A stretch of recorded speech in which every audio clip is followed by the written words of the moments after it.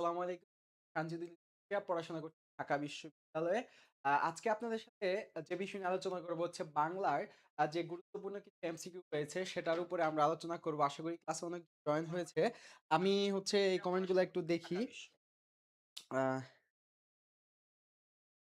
ওয়ালাইকুম সালাম সুমাইয়া জাহান হানি জয়েন করছে। আসলে আমি এমসিকিউ গুলো সলভ করে দেওয়ার চেষ্টা করব এবং পাশাপাশি এগুলোর যে ব্যাখ্যা আছে সেগুলো দেওয়ার আমি চেষ্টা করব ইনশাআল্লাহ।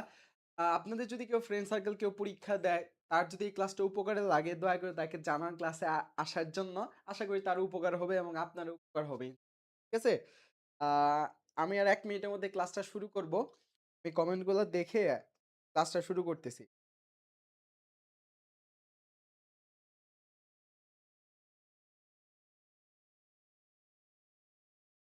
আচ্ছা সবকিছু ক্লিয়ার আছে কিনা আমি একবার শুধু জানতে চাচ্ছি। যদি ক্লিয়ার থাকে তাহলে আমি ক্লাসটা শুরু করব ইনশাআল্লাহ। সবকিছু কি ক্লিয়ার বা আপনি শুনতে পাচ্ছেন?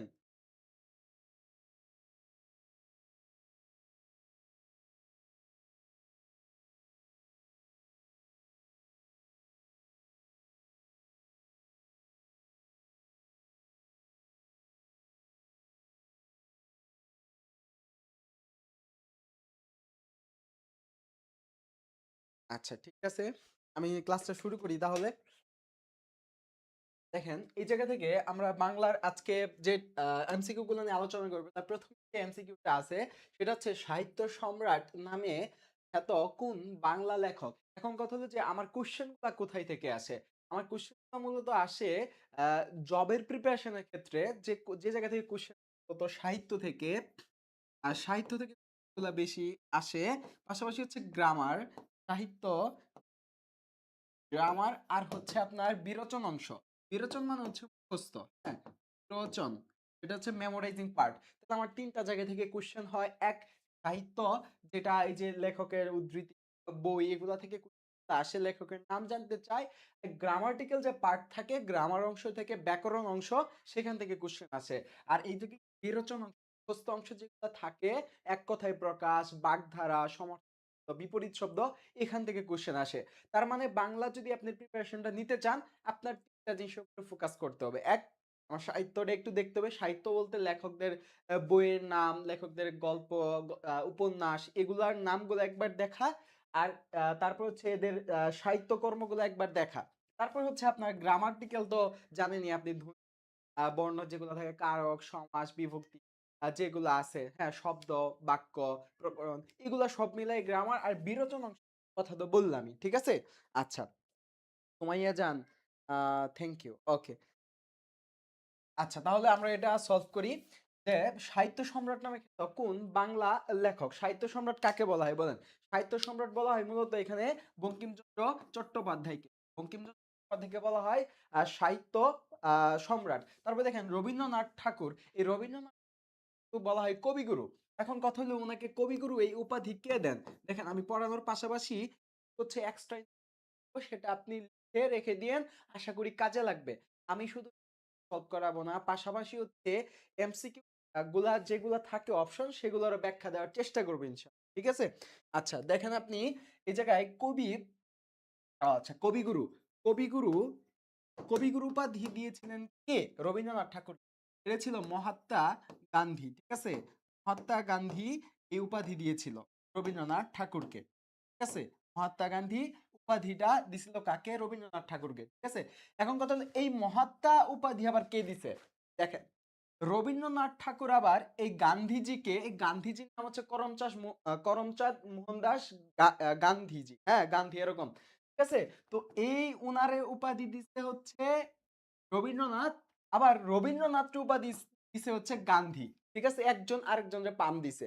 আমি আবারও বলি, যদি রবীন্দ্রনাথ ঠাকুরকে এই কবিগুরু উপাধি দেয় কে? এই যে মহাত্মা গান্ধী। আবার মহাত্মা উপাধি দেয় গান্ধীজিকে কে? রবীন্দ্রনাথ। আশা করি আমি বুঝাইতে পারছি। ঠিক আছে? আচ্ছা তারপরে যাই নেক্সট স্লাইডে। যে বাংলা সাহিত্যের ১ম সার্থক উপন্যাস কোনটি? বাংলা সাহিত্যের ১ম সার্থক উপন্যাস কোনটি? এটা অনেকের জানার কথা। বাংলা সাহিত্যের ১ম সার্থক উপন্যাস হচ্ছে দুর্গেশনন্দিনী।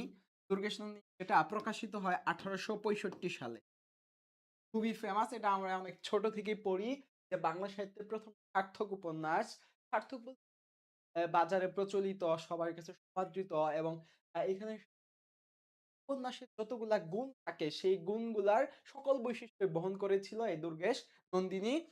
সেটা কত 1865 সালে লিখেছিলেন বঙ্কিমচন্দ্র, ঠিক আছে, বঙ্কিমচন্দ্র। বঙ্কিমচন্দ্র 1865 সালে প্রকাশিত হয়, ঠিক আছে।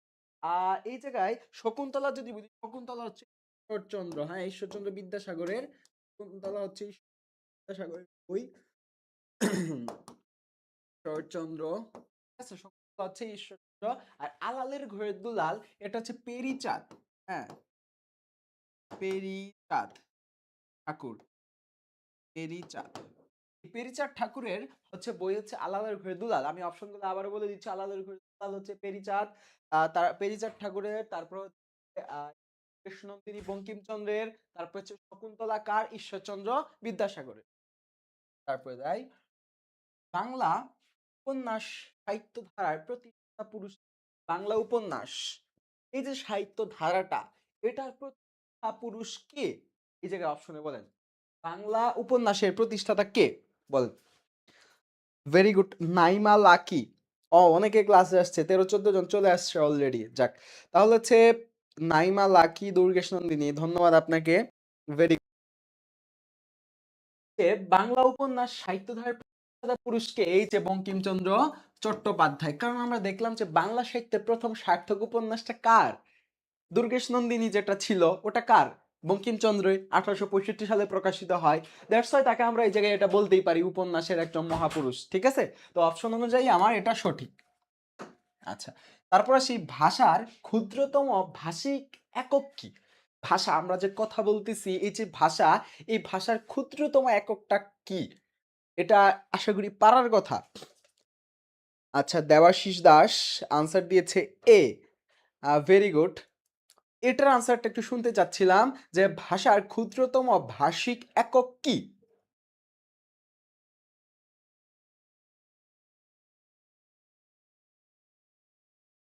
আচ্ছা, রিমা খাতুন, রিমা খাতুন ধন্যবাদ।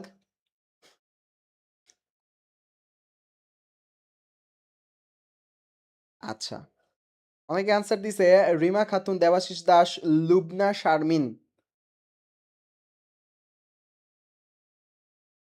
আচ্ছা, আমি কমেন্টগুলো দেখি।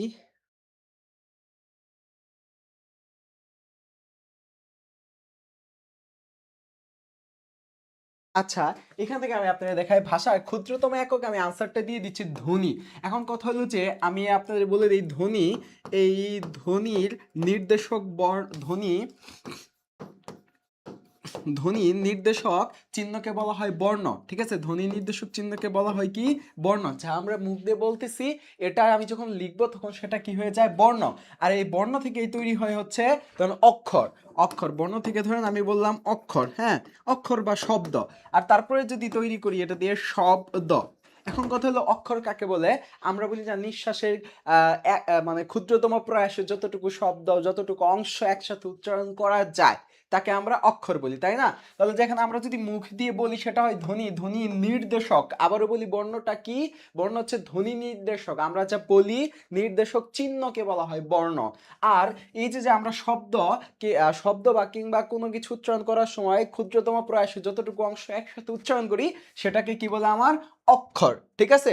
যেমন আমি আপনাদের বলি যে বিদ্যালয়, এই যে বিদ্যালয় শব্দটা, বিদ্যালয়, এখন আমি দেখেন উচ্চারণ করার সময় বলতেছি বিদ, বিদ দা লয়, ঠিক আছে, বিদ্যালয়। এখানে আমার অক্ষর কয়টা আছে, 3টা অক্ষর আছে, ঠিক আছে, বিদ্যালয়তে। আর শব্দ তো জানি আমরা, শব্দ, ঠিক আছে। তারপরে যাই, অক্ষর উচ্চারণের কাল পরিমাণকে কি বলা হয়? আচ্ছা, এটা বলেন, এটা অনেকে জানার কথা না যে অক্ষর উচ্চারণের কাল পরিমাণকে কি বলা হয়। আমি এখানে কমেন্টগুলো একটু দেখতেছি। সুমাইয়া জাহান, সুমাইয়া জাহান সি দেওয়ার পরে কোশ্চেন মার্ক দিছে কেন? আপনার প্রতি কি মানে কনফিউশন আছে যে এটা হবে কি হবে না, ভুল হলে তো আমার নাম্বার কাটা যাবে, এরকম কিছু না তো ভাই। তারপর হচ্ছে রিমা খাতুন, ঠিক আছে ধন্যবাদ। এই জায়গায় যদি বলি যে অক্ষর উচ্চারণের কাল বা পরিমাণকে বলা হয় মাত্রা, ঠিক আছে, অক্ষর উচ্চারণের পরিমাণকে বলা হয় কি, মাত্রা। আচ্ছা, তারপরে যাই। ব্যাকরণ শব্দটি হলো কি? ব্যাকরণ শব্দটি এই জায়গায় কোন ভাষা থেকে আগত বা কোন ভাষার শব্দ? এটা মোটামুটি সবার জানার কথা, ঠিক আছে? উৎপত্তিগত অর্থ হচ্ছে ব্যাকরণের, ব্যাকরণের উৎপত্তিগত অর্থ হচ্ছে বিশেষভাবে বিশ্লেষণ। আমি আর লিখে দিচ্ছি বিশেষভাবে বিশ্লেষণ, বিশেষভাবে বিশ্লেষণ। আর এটা আর যদি গঠন বলি, বি যুগ আ যোগ ক্রি যোগ অন, ঠিক আছে? ব্যাকরণ। এখন কথা হলো ব্যাকরণ শব্দটি হলো কি? ব্যাকরণ শব্দটি হলো মূলত তৎসম কিংবা সংস্কৃত শব্দ, সংস্কৃত শব্দ, ঠিক আছে? তৎসম কিংবা সংস্কৃত শব্দ। আচ্ছা, তারপরে যাই। তৎসম শব্দের ব্যবহার কোন ভাষারীতিতে বেশি হয়? তৎসম শব্দের ব্যবহার কোন ভাষারীতিতে বেশি হয়? আচ্ছা, মেহনাজ আক্তার, সে হচ্ছে আমার স্টুডেন্ট ছিল গতবার, এবার নার্সিং কলেজে চান্স পেয়েছে। অনিহা সুলতানা, বর্ষা, আচ্ছা ঠিক আছে। নাইমা লাকি, ঠিক আছে, সমস্যা নেই, আপনি ক্লাসটা করেন, আশা করি হেল্প হবে। লুবনা শারমিন। আচ্ছা, তৎসম শব্দের ব্যবহার কোন ভাষারীতিতে বেশি হয়? এটা সাধারণত কি সাধু ভাষারীতিতে বেশি হয়, ঠিক আছে? এটা কি তৎসম শব্দের ব্যবহার কি সাধু ভাষারীতিতে ব্যবহৃত হয়। আর চলিত ভাষারীতি রীতি হচ্ছে যেটা আমি বলতেছি আপনার সাথে, এখানে আমার সাধারণত তৎসম বা সংস্কৃত ভাষার ব্যবহার খুব একটা করতেছি না, দ্যাটস ওয়াই চলিত ভাষাতে ব্যবহার হয় না। আর আঞ্চলিকতা তো যার যার আঞ্চলিকতায় হয়। আর মিশ্র ভাষার ভিতরে থাকে সাধারণত আরবি, ফার্সি, বাংলা, উর্দু সবকিছু মিক্সড থাকে, দ্যাটস ওয়াই সাধু ভাষা রীতিতে আমার তৎসমটা বেশি ইউজ হয়। আচ্ছা, তারপরে যাই। মা শব্দটি কোন ভাষা থেকে এসেছে? এটা মূলত আমাদের শব্দ ভান্ডার আছে না, এই শব্দ ভান্ডার যে অধ্যায়টা আছে সেখান থেকে আসছে কোশ্চেনটা, এই শব্দ ভান্ডার থেকে। তো এই শব্দের যে শ্রেণী বিভাগ আছে সেখান থেকে। তো মা শব্দটি কোন ভাষা থেকে এসেছে? তো অপশন অনুযায়ী হবে আমার এখানে হচ্ছে তদ্ভব, ঠিক আছে? তদ্ভব শব্দ থেকে আমার এই মা শব্দটা আসছে। আচ্ছা, তারপরে যাই। সন্ধির প্রধান সুবিধা কি? বলেন, সন্ধির প্রধান সুবিধা কি? আচ্ছা, দেবাশিস, লাকি, নাইমা লাকি, রিমা খাতুন, উম্মে হানি, তারপর দেবাশিস দাস, সাধু ভাষারীতি, সুমাইয়া জাহান, ধন্যবাদ। আচ্ছা, এটার আনসার দেন একটু কষ্ট করে, যে সন্ধির প্রধান সুবিধা কি? এটা পারার কথা, এটা একটু আমি মানে জানতে চাচ্ছি, একটু সময় নিয়ে জানতে চাচ্ছি, আপনি একটু বলেন যে এটা কি হবে সন্ধির প্রধান সুবিধা কি?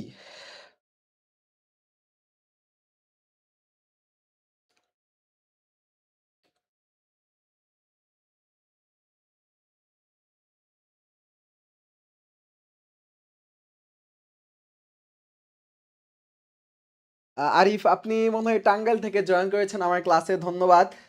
আরিফ ইসলাম, আমার ক্লাসে জয়েন করার জন্য ধন্যবাদ। তারপর হচ্ছে লুবনা শারমিন বলেছে 10A। আচ্ছা, দেবাশিস দাস, আপনি আহ, সঠিক আনসার দিচ্ছেন আর কি, যে উচ্চারণের সুবিধার জন্য। এক্স্যাক্টলি, সন্ধি প্রধান, প্রধান সন্ধির প্রধান সুবিধা হচ্ছে উচ্চারণ সুবিধা। কেন? আমি যখন বলি যে, আমি বললাম যে বিদ্যা আবার আলয়,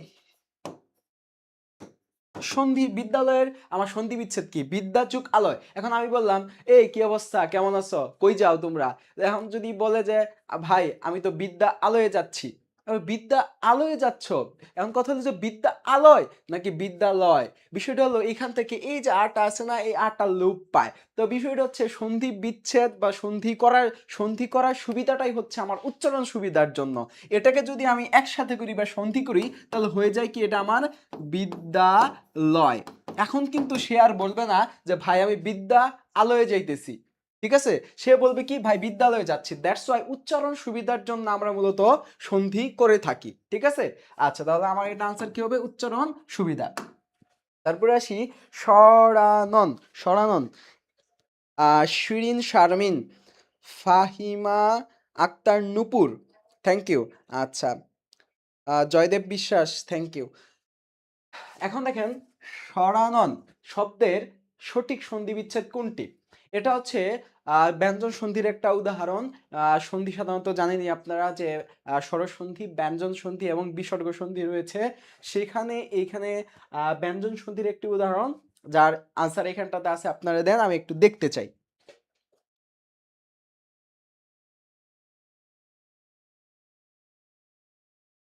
দশ বি, অনন্যা রায়, দেবাশিস দাস, 10 খ। আচ্ছা, কেন হলো এটার ব্যাখ্যা আমি দিয়ে দিচ্ছি, এই রুলসটা আমি পড়িয়ে দিচ্ছি আপনাকে, ঠিক আছে? আর দুই একজন আনসার দেখ, তারপর আমি রুলসটা পড়িয়ে দিচ্ছি যে এটা কি জন্য হলো। হ্যাঁ, অনেকে তো আবার ছোট থেকে মুখস্থ করতেছি, কিন্তু এটার একটা নিয়ম আছে, রুলস আছে। নাইমা লাকি, শিরিন শারমিন, আরিফুল ইসলাম, ও আফরিনুল ইসলাম চৈতি,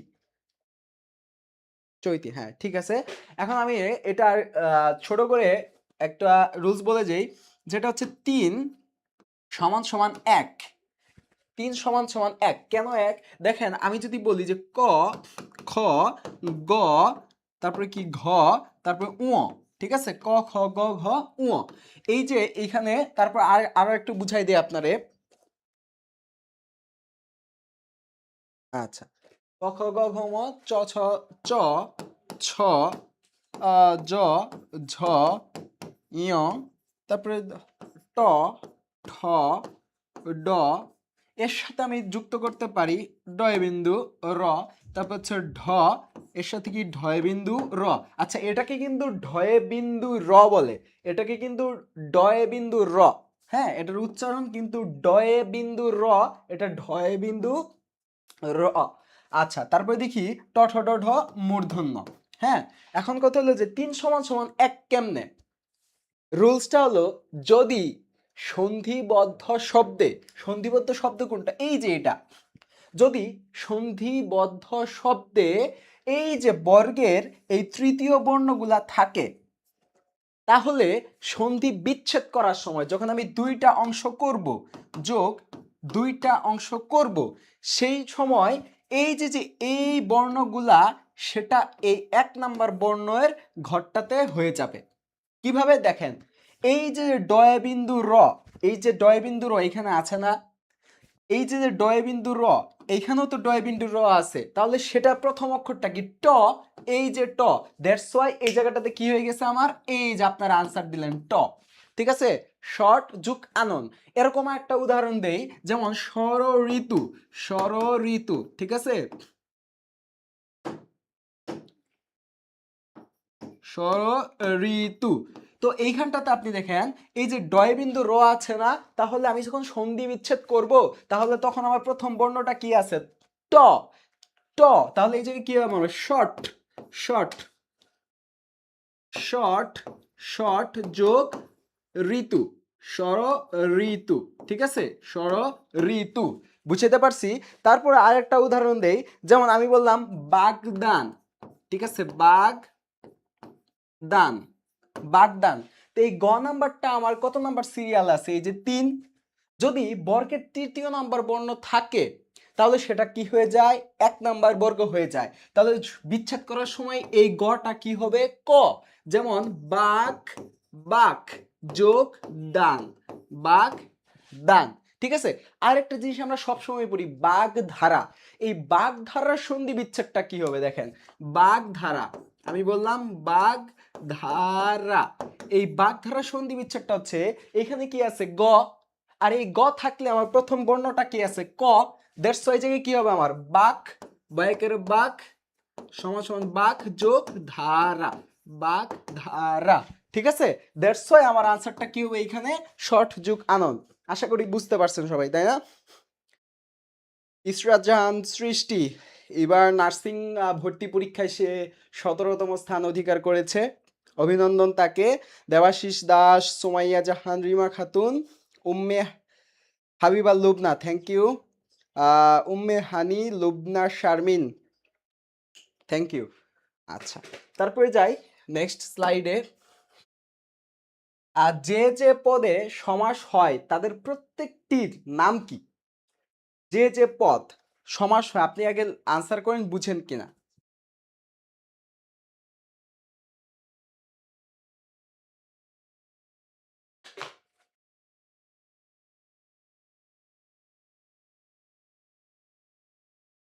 হুম, যে যে পদে সমাস হয় তাদের প্রত্যেকটির নাম কি বলে? এখন দেখেন, আমি বললাম মৌমাছি, মৌমাছি। এখন মৌমাছির সমাস বেশ বাক্যটা কি? মৌমাছির বেশ বাক্যটা কি? মৌমাছির বেশ বাক্য হচ্ছে মৌ সংগ্রহকারী মাছি।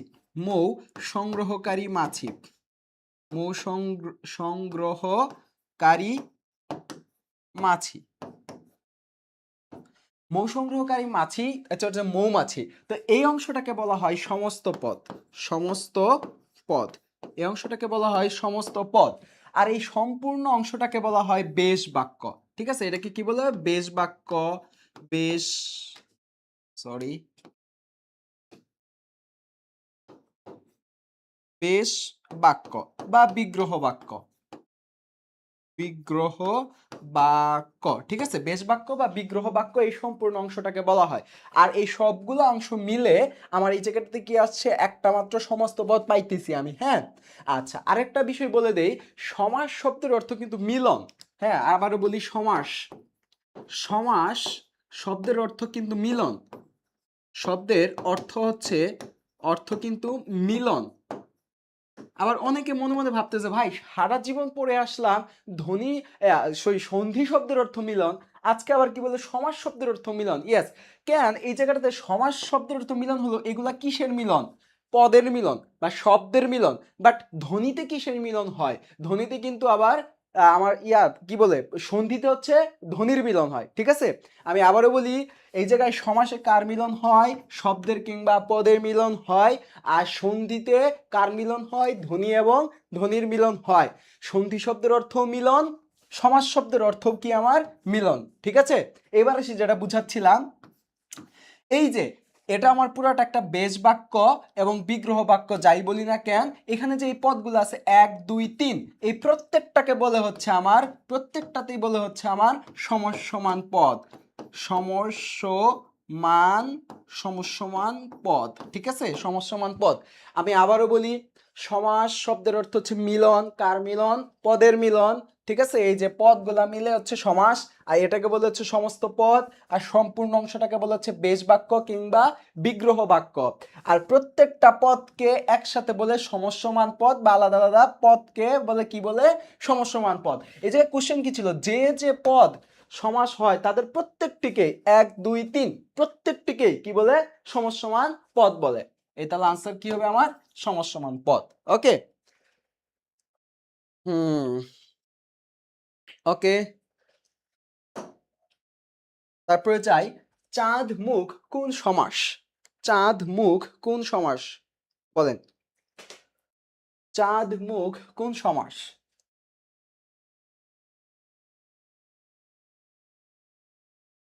চাঁদ মুখ, আরো কিছু দেই, চাঁদ মুখ, চন্দ্রমুখ। চাঁদ মুখ, চন্দ্র মুখ। তারপরে হচ্ছে মুখচন্দ্র, মুখচন্দ্র। তারপর হচ্ছে আহ চাঁদ বদন, চাঁদ বদন, চাঁদ বদন। তারপর আরো একটা আছে হচ্ছে আহ চন্দ্রমুখী, চন্দ্রমুখী। ঠিক আছে, চন্দ্রমুখী। এখন কথা হলো যে এই জায়গা থেকে আমার কোন শব্দটা আলাদা? এই জায়গা থেকে কোন শব্দটা আমার আলাদা? বলো, বলেন দেখি একটু। আচ্ছা, দেবাশিস দাস উপমিত, অনন্যা রায় উপমিত, লুবনা শারমিন উপমিত, নাইমা, আফরিনুল ইসলাম চৈতি, উম্মে রানী, অনন্যা রায়। দেখেন এই জায়গায় আমি কিছু উদাহরণ দিয়েছি, এই জায়গা থেকে ব্যতিক্রম কোনটা বলে মনে হয় আপনার কাছে? যে এই জায়গায় 1 2 3 4 5 6টা দিয়েছি, এই 6টার ভিতরে আপনার কাছে কোনটা মনে হয় যে ভাই এটা ব্যতিক্রম হতে পারে? বলেন, এর ভিতর থেকে মনে হয় যে কোনটা ব্যতিক্রম হতে পারে? বিষয় হচ্ছে দেখেন, এই জায়গায় সবগুলাই চন্দ্রমুখ, চাঁদমুখ, চন্দ্রমুখ, মুখচন্দ্র, চাঁদবোদন, সবগুলাই একটা সমাস। আর এই চন্দ্রমুখী হচ্ছে আরেকটা সমাস। কেন? আমি বলি, দেখেন এই জায়গায় আপনি যে বা মানে যেভাবেই বেশ বাক্য করেন না কেন, যে মুখচন্দ্রের ন্যায়, বা কি বলে এই জায়গায় মুখচন্দ্রের ন্যায়, কিংবা চন্দ্রের ন্যায় মুখ, আমি আবার বলি মুখ চন্দ্রের ন্যায় অথবা চন্দ্রের ন্যায় মুখ, যেভাবে বেশ বাক্য করেন না কেন সেটা কি হবে আমার এই জায়গায় উপমিত কর্মধারয় সমাস। কিন্তু এই জায়গাটাতে চন্দ্রমুখী কাকে বলা হয়েছে, কোনো ব্যক্তিকে বোঝানো হয়েছে। আর এই ব্যক্তিকে যদি বোঝায় মানে পদের মধ্যে পূর্বপদ এবং পরপদ কোনো পদই যদি প্রধান না হয়, অন্য কোনো বস্তু বা ব্যক্তিকে বুঝায়, তাহলে সেটা কি হয় আমার, সেটা হচ্ছে বহুব্রীহি সমাস হয়। দ্যাটস ওয়াই এই চন্দ্রমুখী সমাসটা কি হবে, বহুব্রীহি। ঠিক আছে, এই বহুব্রীহি সমাস। ঠিক আছে, চন্দ্রমুখীটা হচ্ছে বহুব্রীহি সমাস, আর বাকি যেগুলো আছে এগুলো সবগুলাই কি হচ্ছে উপমিত কর্মধারয় সমাস। আচ্ছা, তারপরে যাই, যাকে উদ্দেশ্য করে ক্রিয়া সম্পাদিত হয়, যাকে উদ্দেশ্য করে ক্রিয়া সম্পাদিত হয় তাকে কি বলে? Yes, very good, Naima lucky একমাত্র আনসার দিছে খুব ভালোভাবে, চন্দ্রমুখীটা। আচ্ছা, যাকে উদ্দেশ্য করে ক্রিয়া সম্পাদিত হয় তাকে কি বলে?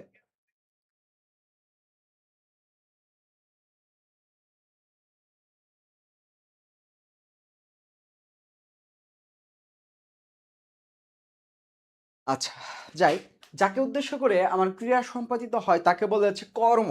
তাকে কি বলে আমার? কর্ম। এখন কথা হলো যে কর্ম সাধারণত একটা বাক্যে কর্ম উপস্থিতি বা কর্মের উপস্থিতির উপর ভিত্তি করে সাধারণত তিন প্রকারের হয়। যেমন আমরা প্রথমে বলি অকর্মক, অকর্মক, অকর্মক ক্রিয়া, অকর্মক ক্রিয়া। তারপরে 2 নম্বরে থাকে হচ্ছে সকর্মক ক্রিয়া, সকর্মক, সকর্মক। ঠিক আছে, সকর্মক ক্রিয়া। তারপর আসি হচ্ছে 3 নম্বরে দ্বিকর্মক ক্রিয়া, দ্বিকর্মক ক্রিয়া। এখন কথা হলো যে এই সকর্মক ক্রিয়াটা কি, যদি আমি বলি এখানে কোনো কর্ম থাকবে না, কিভাবে, যে সে পড়ে, আমি বললাম সে পড়ে, হ্যাঁ সে পড়তেছে, কিন্তু আমি কি বলছি সে কি পড়তেছে? যদি এখানে বলি সে বই পড়ে, সে বই পড়ে, বই পড়ে। এখন কথা হলো যে এই জায়গাটাতে কিন্তু আমার কর্ম নাই কোনো, সে কি পড়ে, সে বই পড়তে পারে বা অন্য কিছু পড়তে পারে, যে কোনো কিছু পড়তে পারে, বাট এই জায়গায় কি আমার কোনো কর্ম নাই, কিন্তু এখানে কিন্তু কর্ম আছে কি, বই। দ্যাটস ওয়াই এটাকে বলবো আমি অকর্মক ক্রিয়া, এই যে পড়ে এটা। তারপরে এই যে বই যে আছে, এই বইটা যেহেতু কর্মে উপস্থিতি আছে, তার মানে পড়েটা কি আমার সকর্মক। আর এই দ্বিকর্মক ক্রিয়া কাকে বলবো জানেন? যখন দুইটা কর্ম থাকবে। যেমন দাদা আমাকে গল্প শোনালেন, আপনার যদি দাদা থেকে থাকে তাহলে দেখবেন দাদা আমাকে আমাকে গল্প শোনালেন, গল্প শোনালেন, দাদা আমাকে গল্প শোনালেন। এখন এই জায়গায় সাবজেক্ট কে, দাদা, এই জায়গায় আমার সাবজেক্টটা কি, দাদা। আর এই যে আমাকে, আর এই যে গল্প, আমাকে গল্প শোনালেন, এই গল্পটা হচ্ছে একটা কর্ম, এই আমাকে হচ্ছে একটা কর্ম। এই দুইটা কর্ম যদি থাকে তাহলে সেটাকে কি বলে আমার? দ্বিকর্মক ক্রিয়া। ক্রিয়া কোনটা? এই যে এটা হচ্ছে ক্রিয়া, বাট কর্ম কোনটা? এই যে দুইটা, এটা আর এটা হচ্ছে আমার কর্ম। এখন কথা হলো যে বস্তুবাচক, এই জায়গায় যদি বস্তুবাচক জিনিস থাকে সেটাকে বলা হচ্ছে মুখ্য কর্ম, এটা হবে মুখ্য। আর ব্যক্তিবাচক অংশটাকে বলা হয় গৌণ। আমি আবারও বলতেছি, দ্বিকর্মক ক্রিয়ার ভিতরে দুইটা কর্ম থাকে, বস্তুবাচক অংশটাকে বলে মুখ্য কর্ম, আর ব্যক্তিবাচক অংশটাকে বলা হয় গৌণ কর্ম। আবারও বলি, কর্মের উপস্থিতির উপর ভিত্তি করে ক্রিয়া কত প্রকার? 3 প্রকার। একটা হচ্ছে অকর্মক, আর একটা হচ্ছে সকর্মক, আর একটা কি? দ্বিকর্মক। যদি কর্ম না থাকে তাহলে অকর্মক, কর্ম যদি থাকে তাহলে সেটা সকর্মক, যদি দুইটা কর্ম থাকে তাহলে সেটা কি হবে আমার? দ্বিকর্মক। আশা করি বুঝাইতে পারছি। আচ্ছা, তারপরে যাই, নেক্সট হচ্ছে অন্ধজনে দেহ আলো। এখানে অন্ধজনে শব্দটি কোন কারকে কোন বিভক্তি, এটা কিন্তু নতুন ব্যাকরণ, দুইটা বইয়ের উপর ডিপেন্ড করবে যে এটা আসলে কি কারক। ঠিক আছে, এটা একটু মনোযোগ দিয়ে শুনেন যে 2021 সাল পর্যন্ত 9-10 বইটা একরকম ছিল, 2021 সালের পর থেকে আবার বইটা চেঞ্জ হয়েছে। ঠিক আছে, নতুন ব্যাকরণ অনুযায়ী। তো এটা আপনি আনসার দেন একটু কষ্ট করে। নাইমালা কি ভেরি গুড, ভালো আনসার দিছে। তাজ মিনা আক্তার, লুবনা শারমিন, উম্মে হানি, দেবাশিস, দেবশ্রী বালা, আচ্ছা নাইমা লাকি, ফারহানা ইসলাম, আচ্ছা ফারহানা ইসলাম, নাইমা লাকি, আচ্ছা, থ্যাংক ইউ। এইবার আসি অন্ধজনে দেহ আলো। এখন কথা হলো যে আমার কারক, কারক কত প্রকার? কারক তো জানি আমরা ৬ প্রকার। কিন্তু এই জায়গায় কথা হলো যে আচ্ছা, কর্তৃকারক, তাই না? কর্তৃকারক, ২ নাম্বারে হচ্ছে কর্মকারক, কর্মকারক। আর ৩ নাম্বারে যেটা সম্প্রদান কারক ছিল, হ্যাঁ? সম্প্রদান, সম্প্রদান। এই সম্প্রদান কারকটা এখন আর আপাতত নাই। ঠিক আছে? সম্প্রদান কারকটা এখন আর নাই। এই কারকটা এখন আর নাই। তাহলে ৩ নাম্বারে কি হইতে পারে? সম্প্রদান, তারপর করণ কারক, করণ কারক, তারপর হচ্ছে ৪ নাম্বারে দিতে পারি হচ্ছে অপাদান, অপাদান, আর হচ্ছে ৫ নাম্বার হচ্ছে অধিকরণ, অধিকরণ, আর ৬ নাম্বারে যেটা আছে নতুন এই কারকটা দেওয়া হয় সেটা হচ্ছে সম্বন্ধ কারক। ঠিক আছে, সম্বন্ধ কারক। আপাতত সবগুলা বিশ্লেষণ আমি পড়াচ্ছি না, বাট এটার আনসারটা আপনি কি দিবেন দেখেন। অন্ধজনে দেহ আলো, অন্ধজন মানে হচ্ছে জ্ঞানহীন, ঠিক আছে, যার জ্ঞান নাই। এই জ্ঞানহীনকে কি দাও? দেহ আলো মানে দাও, জ্ঞানহীনকে জ্ঞান দাও, এটা বুঝাইছে। ঠিক আছে, এটা এমন বলে না যে যে চোখ নাই তার ভিতরে, চোখের ভিতরে আলো দাও, এরকম কিছু না। বিষয়টা হচ্ছে অন্ধজনে দেহ আলো মানে জ্ঞানহীনকে আলো দাও, এরকম কিছু, বা জ্ঞান দাও। তো বিষয়টা হচ্ছে আপনি যখন কাউকে জ্ঞান দিবেন তখন এই যে আমি আপনাকে যে পড়াচ্ছি এটা তো আমি একবারে দিয়ে দিতেছি। আমি আপনার কাছে ক্লাস শেষ করে যাই, সেটা আবার বাসায় যাই বলবো যে আপনার যা পড়াইছি সবগুলা জ্ঞান আমারে দিয়ে দেন, এরকম তো আমি বলবো না। দ্যাটস ওয়াই যখন কেউ কাউকে জ্ঞান দেয় তখন একেবারেই দিয়ে দেয়, তাই না? একেবারে সত্য ত্যাগ করে দিয়ে দেওয়াকে কি বলে? সম্প্রদান কারক। তো অপশন অনুযায়ী কিন্তু আমার এখানে কি হওয়ার কথা? সম্প্রদান কারকে সপ্তমী হওয়ার কথা, তাই না? It's okay. বাট এখন নতুন ব্যাকরণ অনুযায়ী এটার আনসার কি হবে জানেন? কর্মকারক। নতুন ব্যাকরণ অনুযায়ী, নতুন, আমি আবার লিখি নতুন ব্যাকরণ 9-10 নবম দশম, নবম দশম শ্রেণীর বই অনুযায়ী নতুন ব্যাকরণ অনুযায়ী এটা কর্মে সপ্তমী হবে। এখন কেন কর্মে সপ্তমী? যুক্তি দেওয়া হয়েছে যে এই সম্প্রদান কারকের সবকিছুই এই কর্মের মাধ্যমে করা যায়, তাহলে আমি সম্প্রদান কারকটা কেন রাখবো ব্যাকরণে? দ্যাটস ওয়াই বাদ দিয়ে দেওয়া হয়েছে। আমি আবারও বলতেছি, সম্প্রদান কারকের যে মানে ক্রাইটেরিয়া কিংবা কাজ সেটা এই কর্মকারকের মাধ্যমে হয়ে যায়। দ্যাটস ওয়াই ব্যাকরণবিদরা এই সম্প্রদান কারকটা 9-10 বই থেকে তুলে দিয়েছে, বাট এখন অনেক বইতে আছে। হ্যাঁ, এখন অপশন অনুযায়ী যদি আমি বলি নতুন ব্যাকরণ অনুযায়ী আপনি দেখাবেন যে কর্ম, কর্মে সপ্তমী। সকল সম্প্রদান কারকই কি হবে? আমার কর্মেতে যায়। সকল সম্প্রদান কারকই আমার কি হয়? কর্মে যায়। এখন কথা হলো যদি কর্ম না থাকে তাহলে আপনি সম্প্রদান দাগাবেন। এটা সম্প্রদান কারক যেগুলা থাকে সেগুলা কর্মের মাধ্যমে সম্পন্ন হয়, আপনি কর্ম দাগাইতে পারেন। কিন্তু অপশনে যদি কর্ম না থাকে তাহলে কি দাগাবেন? আপনি সম্প্রদান কারক দাগাবেন। আশা করি আমি বুঝাইতে পারছি। ওকে, আচ্ছা, আনসারটা আমি এটাই নিব, কারণ নতুন ব্যাকরণ অনুযায়ী এটা কি? কর্মে সপ্তমী। ঠিক আছে, কর্মে সপ্তমী। দেখেন, আয়ু যেন পদ্ম পাতায় নীর, আয়ু যেন পদ্ম পাতায় নীর, এটা কি কারক? এটা দেখি বলতে পারেন, এটা কিন্তু একটু ঝামেলা আছে, একটু কঠিন আছে, আপনি পারেন কিনা একটু দেখি। রিমা খাতুন, দেবশ্রী বালা, উম্মে হানি, অনন্যা রায়, নাইমা লাকি। আয়ু যেন পদ্ম পাতায় নীর।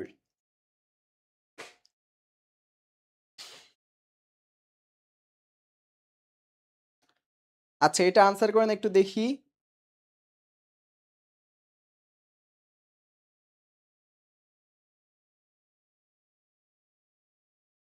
আচ্ছা, আমি এটা বলে দিচ্ছি দেখেন, এই জায়গায় ডিফারেন্সিয়েটটা হচ্ছে এটা কোন কারক হবে? যখন তুলনা বুঝাবে, আমি আবার বলতেছি দেখেন, যখন তুলনা বুঝাবে, যখন তুলনা বুঝাবে, যখন তুলনা বুঝাবে তখন তুলনীয় বস্তু, তুলনীয় বস্তু বা তুলনীয় যে বস্তু বা ব্যক্তি, তুলনীয় বস্তু বা ব্যক্তি, তুলনীয় বস্তু বা ব্যক্তিটা হবে হচ্ছে আমার কি? অপাদান কারক, অপাদান। আর যাকে তুলনা করা হবে, যাকে, যাকে তুলনা করা হবে যাকে তুলনা করা হবে, যাকে তুলনা করা হবে সে হবে কর্তৃকারক। সে কি হবে? কর্তৃকারক।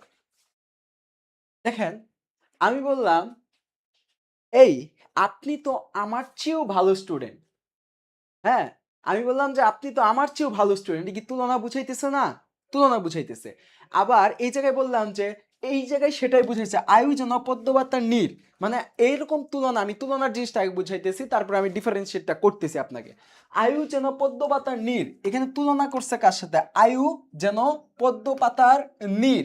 এই আয়ুকে তুলনা করছে কার সাথে? পদ্মপাতা নীরের সাথে। ঠিক আছে, এখন কথা হলো আয়ু কোন কারক, পদ্মপাতায় কোন কারক, তাই না? কার সাথে তুলনা করছে? পদ্মপাতার নীড়, তার মানে এটি কি? অপাদান। অপাদান। আর এই জায়গায় আয়ু কি হবে? আমার কর্তৃকারক। আমি আরো ভালো করে বুঝাচ্ছি, দেখেন বললাম ভালোবাসার চেয়ে, ভালোবাসার চেয়ে ভালোবাসার চেয়ে দয়ার চেয়ে ভালোবাসা শ্রেয়, সরি দয়ার চেয়ে, এই জায়গায় লিখি দয়ার চেয়ে, মুছতেই হবে আলটিমেটলি, দয়ার চেয়ে, দয়ার চেয়ে ভালোবাসা শ্রেয়। এখন কথা হলো যে এই যে দয়ার চেয়ে ভালোবাসা শ্রেয়, কে শ্রেয়? ভালোবাসা শ্রেয় কার চেয়ে? দয়ার চেয়ে। এই দয়াটা কি আমার, এই জায়গায় দয়াটা হচ্ছে তুলনীয়। যে আমি বললাম এই যে ভালোবাসাটা দেখতেছ, এই যে ভালোবাসাটা, এই ভালোবাসাটা ওই যে দেখো দয়া, দয়া করতেছে মানুষ, এই দয়ার চেয়ে এই ভালোবাসাটা কি উত্তম। তার মানে আমি ভালোবাসার সাথে দয়ার সাথে তুলনা করতেছি কাকে? ভালোবাসাকে। ঠিক আছে, তো এই জায়গায় দেখো দয়ার চেয়ে ভালোবাসা শ্রেয়, তার মানে ভালোবাসাটাকে কি হবে? আমি আনসারটা দেখতে চাচ্ছি একটু, বুঝাইতে পারছি কিনা এর জন্য বলেন। দয়া কি হবে, ভালোবাসা কি হবে?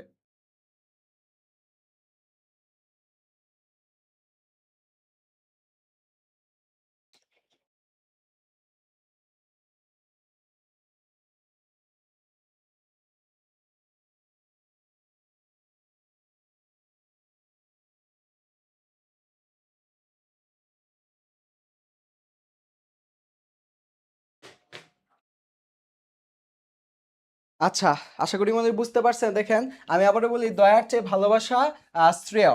তাহলে এখানে এই ভালোবাসা হবে হচ্ছে আমার কর্তৃ, আর দয়া হবে হচ্ছে এই জায়গায় আমার অপাদান। অপাদান, অপাদান। আবার আপনি যদি এটাও না বুঝেন, আমি আবারও বুঝাচ্ছি আপনারা, দেখেন এই যে মুছে দিই, মুছে দিয়ে আমি আবার আপনাদের বুঝাই, আরো সুন্দর করে আরেকটা উদাহরণ দিয়ে বুঝাচ্ছি। ওগুলা যা আছে ঠিক। এবার আসি, দেখেন জননী জন্মভূমি, জননী জন্মভূমি, জন্ম, জননী জন্মভূমি, জননী জন্মভূমি স্বর্গাদপি, স্বর্গাদপি, জননী জন্মভূমি স্বর্গাদপি গরীয়সী, গরীয়সী।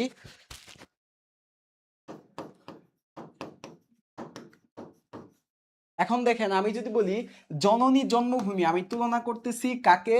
জন্মভূমিকে। কার সাথে? স্বর্গাদপি, মানে স্বর্গাদপি অর্থ হচ্ছে স্বর্গের চেয়ে, স্বর্গাদপি মানে হচ্ছে স্বর্গের চেয়ে কি? গরীয়সী মানে উত্তম, উত্তম।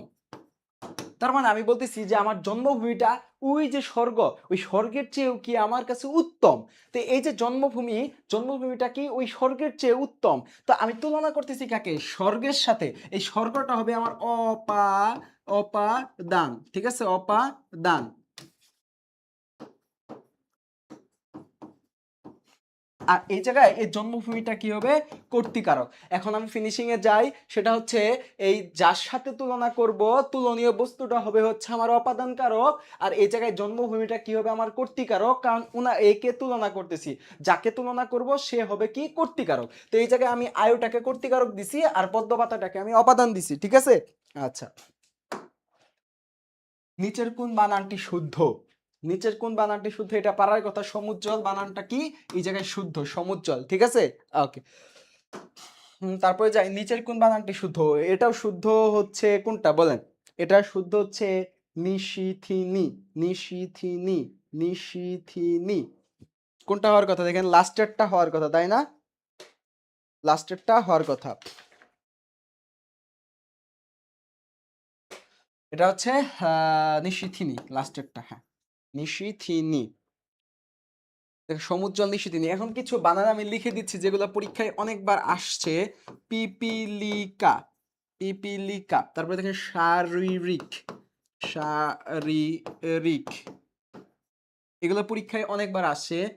বি ভি শিকা, বিভীষিকা। এগুলোতে গেল একটা হ্রস্বই একটা দীর্ঘই। এখন যেগুলাতে সবগুলাই আপনার দীর্ঘই হয় সেগুলো হচ্ছে সমীচীন। দেখেন সমীচীন, ঠিক আছে, সমীচীন। তারপরে হচ্ছে সমীচীন উদীচী, উদীচী, সমীচীন উদীচী। প্রতীচী, তাই তো, প্রতীচী। তারপর হচ্ছে ভাগীরথী, প্রতীচী। হ্যাঁ, ভাগীরথী নদীর তীর, তাই না, ভাগীরথী, ভাগীরথী। এগুলো সবগুলাতে কি দীর্ঘই, আর এগুলাতে কি একটার দীর্ঘই আর একটা কি হ্রস্বই, ঠিক আছে। আর 2 এবং 3, দুয়ে কি, দুয়েতে সবগুলাই কিন্তু আমার দীর্ঘইকার আসছে। বানানগুলো একটু দেখে নিয়ে। একটি আদর্শ বাক্যে কয়টি গুণ থাকা আবশ্যক? বলেন, একটি আদর্শ বাক্যে কয়টি গুণ থাকা আবশ্যক?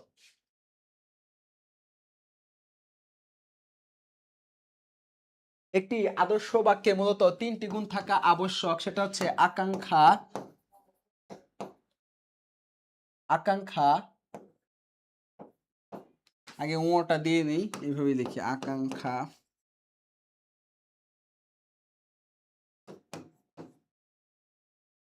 আকাঙ্ক্ষা, আসক্তি, যোগ্যতা, ঠিক আছে। এই যোগ্যতা, এই 3টা হচ্ছে আমার কি বাক্যের গুণ। তারপরে যাই, বাক্যে এক পদের পর অন্য পদ শোনার যে ইচ্ছা তাকে কি বলে? বাক্যে এক পদ শোনার পর অন্য পদ শোনার ইচ্ছা হচ্ছে আকাঙ্ক্ষা। এটা আমরা অনেক ছোট থেকে পড়ে এসেছি। তারপরে যাই, নিচের কোনটি মিশ্র শব্দ? নিচের কোনটি মিশ্র শব্দ? এটা একটু মানে কঠিন, বাট পারার কথা আর কি। তাও আমি বলে দিচ্ছি নিচের কোনটি মিশ্র শব্দ। এটা হচ্ছে হাট বাজার। এটা কি হবে? হাট বাজার, ঠিক আছে।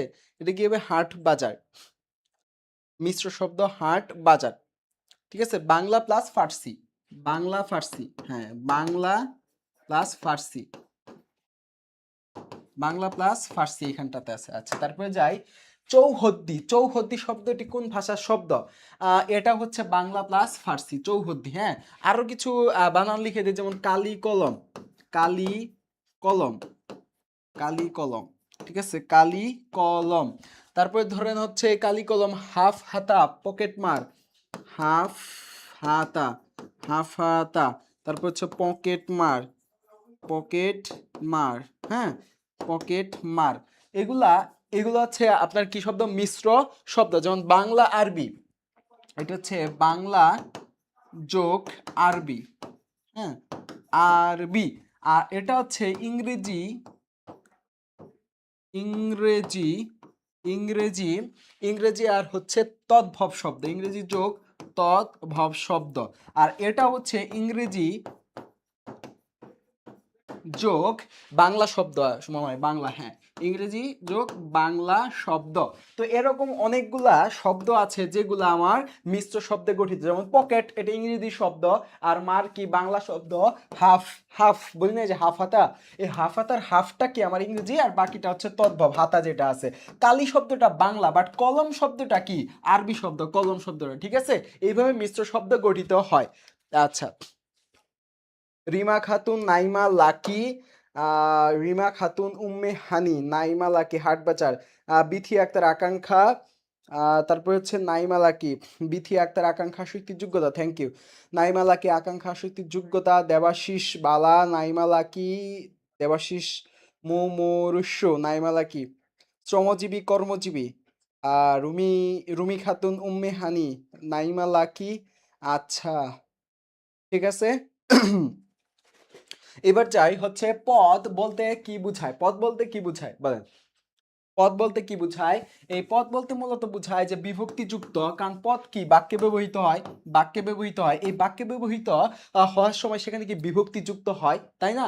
এর প্রত্যয়ান্তটা হবে না, এটা কি হবে? বিভক্তিযুক্ত শব্দ ও ধাতু। আচ্ছা, তারপরে আসি, বাংলা ব্যাকরণ অনুযায়ী পদ কত প্রকার? বিষয়টা হচ্ছে পদের ডিভিশনটা আমি বলে দেই। পদ প্রধানত দেখেন এই জায়গায় একটু খেয়াল রাখবেন, নোট করে রাখবেন, ঠিক আছে। পদ কত প্রকার? দুই প্রকার। একটা হচ্ছে সব্যয়, পদ প্রধানত দুই প্রকার, সব্যয়, আর একটা হচ্ছে অব্যয়। পদ প্রধানত দুই প্রকার, সব্যয় আর অব্যয়। এই সব্যয়ের ভিতরে হচ্ছে আবার কত প্রকার? চার প্রকার। বিশেষ্য, বিশেষ্য, বিশেষণ, বিশেষণ, বিশেষ্য, বিশেষণ, তারপর হচ্ছে সর্বনাম, সর্বনাম, আর একটা হচ্ছে ক্রিয়া। বিশেষ্য, বিশেষণ, সর্বনাম, আর হচ্ছে কি? ক্রিয়া। এই হচ্ছে আমার চারটা। তো আমাদের 2021 সালের আগে পর্যন্ত নবম দশম, আমি আবার বলি নবম দশম 2021 সাল পর্যন্ত পদ কত প্রকার? পদ ছিল 5 প্রকার, 5 প্রকার। পদ ছিল 5 প্রকার। বাট 21 সালে নতুন ব্যাকরণ অনুযায়ী, নতুন ব্যাকরণ যদি বলি, নতুন ব্যাকরণ, নতুন ব্যাকরণ, নতুন ব্যাকরণ অনুযায়ী বর্তমানে কত প্রকার? 8 প্রকার, 8 প্রকার, 8 প্রকার। হ্যাঁ, পদ 8 প্রকার পদ। এখন কথা হলো কিভাবে 8 প্রকার হলো দেখেন। যদি বলে পদ কত প্রকার? দুই প্রকার, সব্যয় পদ আর একটা কি? অব্যয় পদ। সব্যয় পদ আবার কত প্রকার? এই যে এই 4 প্রকার, এই 4, এই 4 আর এই 1, এই দুইটা মিলে কত ছিল? 5। এই 5 প্রকারই ছিল আমার কি? এই পুরাতন বইতে পদ কত প্রকার? 5 প্রকার। আর নতুন ব্যাকরণ অনুযায়ী কত প্রকার? 8 প্রকার। এই 8 প্রকার কই থেকে আসছে? এই অব্যয়টাকে বাদ দিছে। এই অব্যয়টাকে বাদ দিয়ে সেখানে যোগ করছে কি? ক্রিয়া বিশেষণ, আবেগ, তারপরে হচ্ছে আপনার যোজক, অনুসর্গ, এগুলো আসছে, ঠিক আছে। এখন আমি আপনাকে আনসার দিচ্ছি। পদ প্রধানত দুই প্রকার, অব্যয় আর সব্যয়, ঠিক আছে। এই দুই প্রকার, এই দুই প্রকার। যদি বলে পদ প্রধানত কত প্রকার? দুই প্রকার, অব্যয় আর সব্যয়। যদি বলে পদ কত প্রকার, তখন আপনি কি দাগাবেন? 8, 5 নাকি 8? এখন অপশন অনুযায়ী দাগাবেন। আমি বলবো অপশন অনুযায়ী দাগাবেন আপনি 8, কিন্তু 8 যদি অপশনে না থাকে তাহলে কি দাগাবেন? 5। এখানে কিন্তু 8 নাই, এখানে কিন্তু 8 নাই। আর নতুন ব্যাকরণ অনুযায়ী কিন্তু 8 প্রকার, যেহেতু 8 এখানে নাই তাহলে তো আমার দাগাইতে হবে। দ্যাটস ওয়াই পুরাতন ব্যাকরণ অনুযায়ী এই যে 5 প্রকার, এই যে 4 আর এই যে 1, এই 5 প্রকার হচ্ছে এই জায়গায় আনসার হবে। বুঝতে পারছি? আচ্ছা, তারপর সেই বাংলা ব্যাকরণ কোন পদে সংস্কৃতের লিঙ্গের নিয়ম মানে না, সেটা হচ্ছে এই জায়গায় বিশেষণ হবে। বিশেষণ আসলে লিঙ্গ পরিবর্তন করে না, ঠিক আছে। তারপর দেখেন, এ এক বিরাট সত্য, এ এক বিরাট সত্য, এ এক বিরাট কি? যদি কোশ্চেন করি এ এক বিরাট কি, কি এখানে একটা নাম পাওয়া যাবে। হ্যাঁ, এই জায়গায় কি পাওয়া যাবে? একটা নাম, এই যে একটা নাম পাওয়া যাবে, আর নাম হলে সেটা কি হয়? বিশেষ্য হয়, ঠিক আছে। আচ্ছা, তারপরে দেখেন রক্তাক্ত প্রান্তর, রক্তাক্ত প্রান্তর কোন পটভূমিতে লিখিত? এটা হচ্ছে পানিপথের যুদ্ধ, ঠিক আছে। পানিপথের যুদ্ধটা হয়েছিল মারাঠা, হ্যাঁ, মারাঠা ভার্সেস হচ্ছে মুসলমান, ঠিক আছে। মুসলমান, হ্যাঁ, মুসলমানদের সাথে যুদ্ধ হয়েছিল। এই কাহিনীর উপরে মূলত এই পানিপথের যুদ্ধটা হয়েছিল। এই দুই গ্রুপের মাঝখানে পানিপথের যুদ্ধ হয়েছিল তিনটা, ঠিক আছে। 1526 আর 1556, আরেকটা 1700 কত সালে হইতে পারে? 1761। 1526, 1556, 1556 আর 1761, হ্যাঁ। এই সালগুলোতে হচ্ছে পানিপথের তিনটা যুদ্ধ হয়েছিল। তো পানিপথের যুদ্ধের পটভূমিতে লেখা এই রক্তাক্ত প্রান্তর, যেখানে মূলত যুদ্ধের ভয়াবহতা, যুদ্ধের কারণ, ঠিক আছে, যুদ্ধবিরোধী মনোভাব, এরকম এইগুলার যে কাহিনী, সেগুলাই প্রকাশ পাইছে এই জায়গাটাতে। আচ্ছা, তারপরে দেখেন বাংলার টাইপ রাইটার নির্মাণ করেন কে? টাইপ রাইটার, বাংলার টাইপ রাইটার নির্মাণ করেন কে? এখানে আনসার কি হবে বলেন? এখানে আনসার পারার কথা না। আচ্ছা, আমি একটু দেখি। সাবিহা ইসলাম, নাইমা লাকি, সাবিহা ইসলাম, নাইমা লাকি, রাইমা খাতুন, লুবনা শারমিন, দেবাশিস, সবাই ভেরি গুড। নাইমা লাকি, সাবিহা ইসলাম, অব্যয় এবং সবাই ভেরি গুড। সাবিহা ইসলাম, নাইমা লাকি। আচ্ছা, ওই আনসারটা কিন্তু দুই প্রকার হবে না। এটা কেন দুই প্রকার সবাই দিছে? কারণ দেখেন আমি বলি, বাংলা ব্যাকরণ অনুযায়ী পদ কত প্রকার? আপনাকে তো বলে নাই প্রধানত কত প্রকার। আপনাকে কি বলছে প্রধানত কত প্রকার? প্রধানত ওয়ার্ডটাতে কি জায়গায় নাই, দ্যাটস ওয়াই পদ কত প্রকার, সিম্পল কোশ্চেন, পদ কত প্রকার? 5 প্রকার। যদি 5 প্রকার 8 প্রকার থাকে তাহলে 8 প্রকার দাগাবো, আর 8 প্রকার যদি না থাকে তাহলে আমি কি দাগাবো? 5 প্রকার, 5 প্রকার যেটা আছে, ঠিক আছে। আচ্ছা, বাংলা টাইপ রাইটার নির্মাণ করেন হচ্ছে মনির চৌধুরী, ঠিক আছে, মনির চৌধুরী। আচ্ছা, রবীন্দ্রনাথ ঠাকুর কত সালে জন্মগ্রহণ করেন? রবীন্দ্রনাথ ঠাকুর কত সালে জন্মগ্রহণ করেন?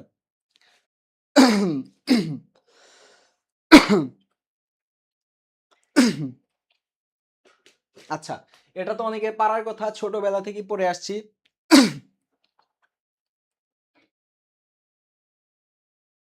আচ্ছা, রবীন্দ্রনাথ ঠাকুর কত সালে জন্মগ্রহণ করে? 1861 সালে। 1861 সালে জন্মগ্রহণ করে মারা যায় হচ্ছে 1941 সালে, ঠিক আছে। মৃত্যুবরণ করেন হচ্ছে 1861 সালে। সনেট, সনেটে কয়টি লাইন থাকে? সনেট বলতে কি বোঝায় এটা আগে বোঝায়। বাংলা সনেটের প্রবর্তক, বাংলা, বাংলায় আধুনিক বাংলায় বলতে গেলে বাংলা সনেট বা চতুর্দশপদী নিয়ে আসা হচ্ছে Michael Madhusudan Dutta. Michael Michael Madhusudan, ঠিক আছে,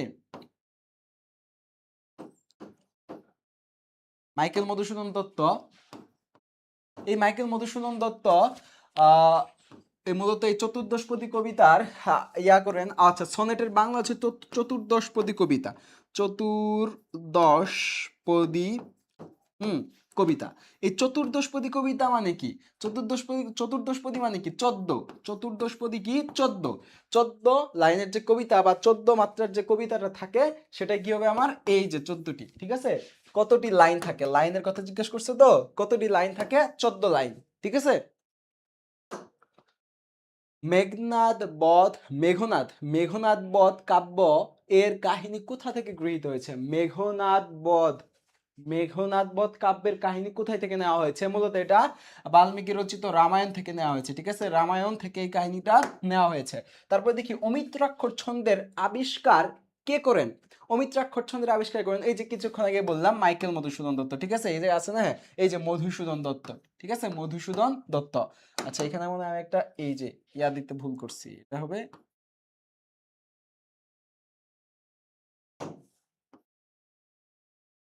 ঠিক আছে।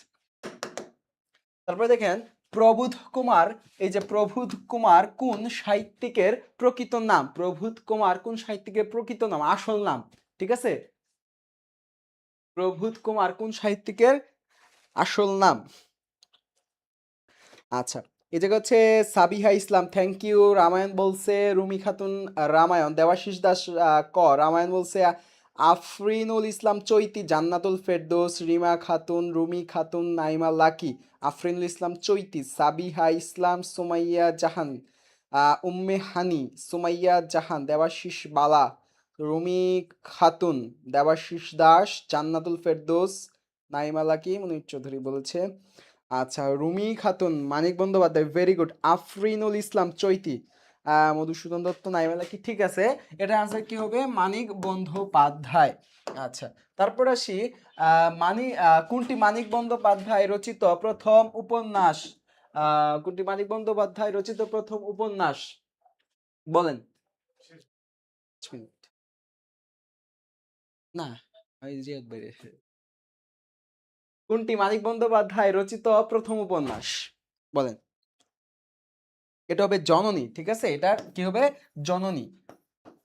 কোনটি মানিক বন্দ্যোপাধ্যায় রচিত প্রথম উপন্যাস? এটা হচ্ছে জননী। আচ্ছা, তারপরে যাই আরেকটা কোশ্চেন, বাংলা সাহিত্যে প্রথম মুসলিম ঔপন্যাসিক, মুসলিম ঔপন্যাসিক কিন্তু বলছে, বাংলা সাহিত্যে প্রথম মুসলিম ঔপন্যাসিক কে? এটা আনসার হবে যে মীর মোশাররফ হোসেন, ঠিক আছে, মীর মোশাররফ হোসেন। মশা মশা কিন্তু মুশারফ না, মোশাররফ হোসেন, ঠিক আছে, এটা কিন্তু স্পেলিংটা একটু দেখে নিন, মীর মোশাররফ হোসেন। আচ্ছা, এই এই কে এটা? পদ্মা নদীর মাঝি বলছে, হাই হাই সর্বনাশ, সাবিহা ইসলাম।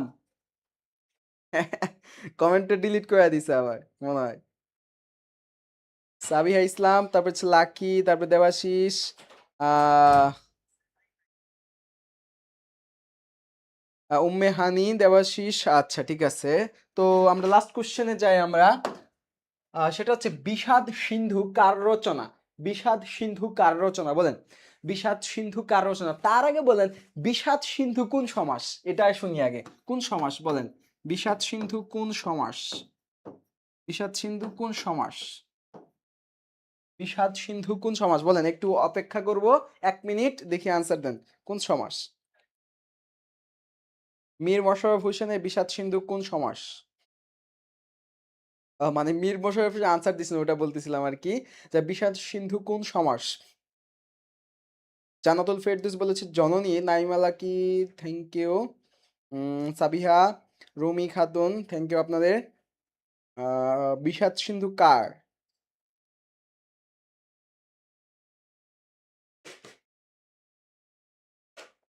বলেন বিষাদ সিন্ধু কার লেখা?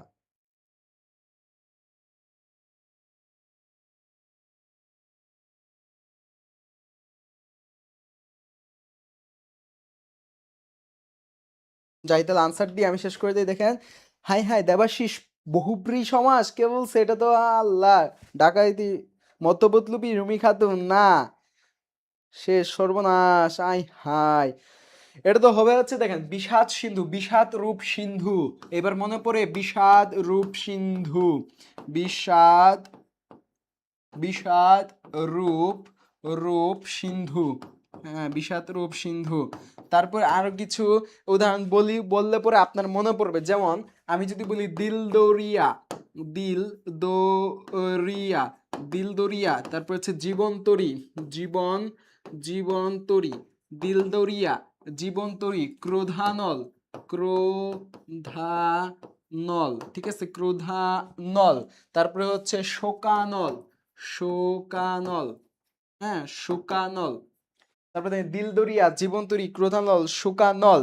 তারপরে হচ্ছে মন মাঝি, মন মাঝি, মন মাঝি। এগুলা কোন সমাসের উদাহরণ বলেন? এগুলা কোন সমাসের উদাহরণ বলেন? এটা হচ্ছে, না না সাবিহা এটা ভুল। সাবিয়া ইসলাম আপনার আনসারটা ভুল, মধ্যপৎলবী হবে না।